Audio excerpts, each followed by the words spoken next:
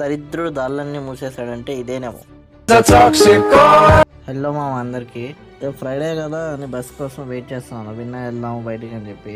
కానీ మన bad time, రావాల్సిన టైంకి ఏది రాదు. అదే కాక మనకి ట్రాఫిక్ అనేది ఫుల్ ఉన్నది. నార్మల్ గానే బస్సు రావాలంటే మాకు ఇక్కడ 10 నుంచి 15 నిమిషాలు పడుతుంది. అంటే ఈరోజు ఎక్కడ లేని క్రిస్మస్ కదా అని చెప్పి ఫుల్ ట్రాఫిక్ అయితే వచ్చేసింది. చేసి అర్ధ గంటకు ఒక్క బస్సు అయితే వచ్చింది. అది కూడా మనలకు డబుల్ డక్కర్ వచ్చింది ఈరోజు.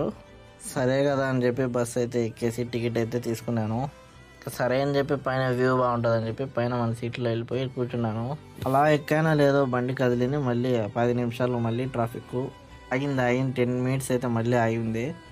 కదిలిన బస్సు కదిలిందని వెళ్ళకుండా దారిలోనే మళ్ళీ బయట ట్రాఫిక్ సిగ్నల్ ముందరే ఆగిపోయింది. సరే వెయిట్ చేద్దాం వెళ్దాం అనుకుంటే ఈ సిగ్నల్ ఒకటి మా 10 నిమిషాలు కరెక్ట్ 5 సెకండ్స్ లోనే ఆగిపోవాలంట.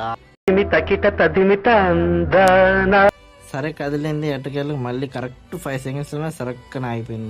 మనం వెళ్ళాల్సింది పక్కనే, కానీ ట్రాఫిక్ అర్ధ గంట టైం వేస్ట్ చేసి అయితే కదిలింది.